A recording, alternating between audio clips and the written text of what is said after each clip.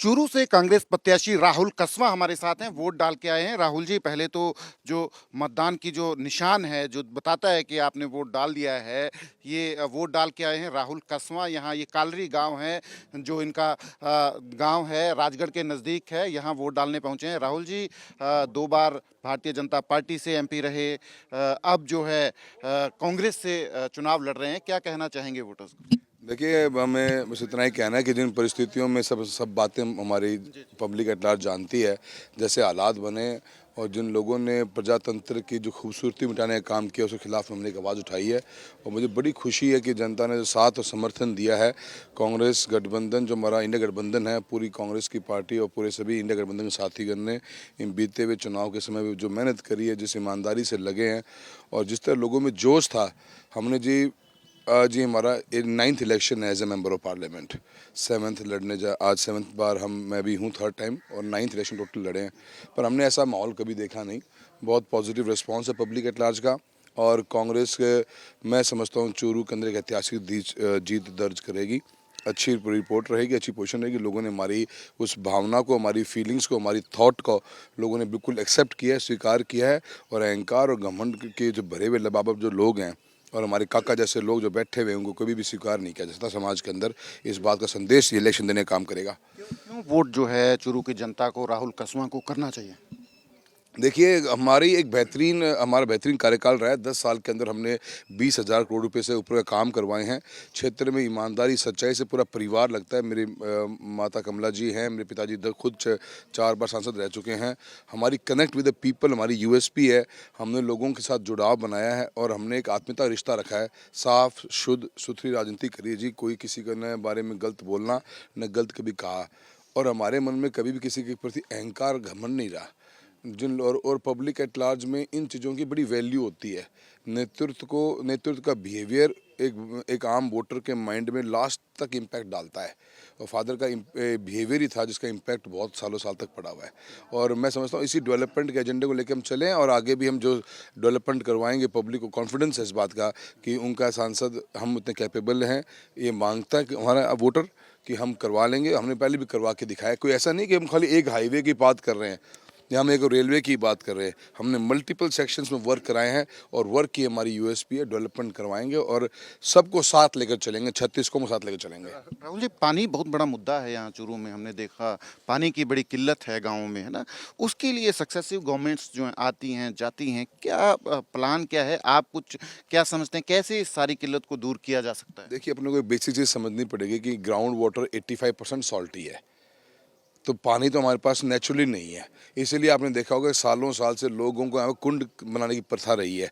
एक water storage tank बनाया करते थे, बावड़ियाँ बनती थी। राजस्थान ड्राई एरिया रहा है। पर जब से हम एमपी बने, संसद में गए हैं, एक स्ट्रक्चर चेंज हुआ है। और स्ट्रक्चर चेंज ये हुआ है कि हमने गवर्नमेंट ऑफ इंडिया के से राजस्थान गवर्नमेंट से पैसे लगा के अलग अलग सेक्शन में सोर्स क्रिएट कर दिया। आज की तारीख में चूरू जिले के अंदर source of water Indira Gandhi canal के मार्फत से है।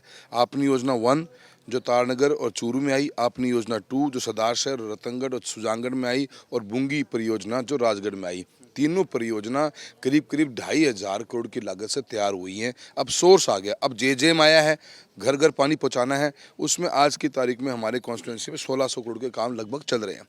800 करोड़ टेंडर लगा हुआ है हमारा तारनगर तहसील के लिए, चूरू के लिए और सदार शहर के 60 गाँवों के लिए।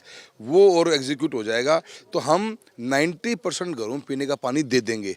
क्योंकि जेजेएम की डेफिनेशन भी यही थी कि 90% घरों में टूटी का पानी पहुंचाना।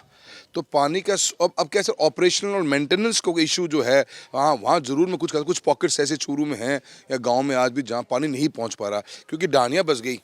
10 घर की डानी है, 5 घर की डानी है, उन डानियों में पानी कैसे पहुँचाओ आप? क्योंकि योजना ही सिर्फ 20 घरों तक के लिए है। तो इशू मुझे पानी का, देखो ऐसा तो नहीं कह सकते कि हमारे को 24 टैप वाटर मिल जाएगा। क्योंकि जल जीवन मिशन भी कहता है कि 55 लीटर पानी प्रतिदिन प्रति व्यक्ति मिलेगा। तो 55 लीटर पानी क्या होता है? 2.5 बाल्टी। अब 2.5 बाल्टी में खाना भी खाना है, नहाना भी है, कपड़े भी धोने हैं और काम भी करने हैं। तो वो सफिशिएंट इनफ नहीं होता। ये तो आप हमारी रियलिटी है। पर हमने ऐसा ढांचा खड़ा कर दिया है इन 10 सालों में कि आज हमारे पास में हर गांव में पानी पहुंचाने के लिए व्यवस्था है। और इसको हम पूरा आगे भी और इसको इम्प्लीमेंट करेंगे। लास्ट सवाल है, आप बड़े कॉन्फिडेंट हैं जीत को लेकर, पर बीजेपी ने तो नारा दिया है 400 पार का, और राजस्थान में भी 25 की 25 सीटें जीतने का दावा जो है बीजेपी कर रही है। 400 पार तो बैकफायर कर गया। 400 पार ने तो डरा दिया इस देश के अंदर हर नागरिक को। काफ़ी ऐसे हमारे समाज के ऐसे वर्ग हैं जो इस 400 पार के नारे से डर गए हैं, क्योंकि 400 पार के नारे के साथ में एक नारा और भी चला कि संविधान में संशोधन लेके आएंगे। तो वो थॉट अपने आप में डराती है।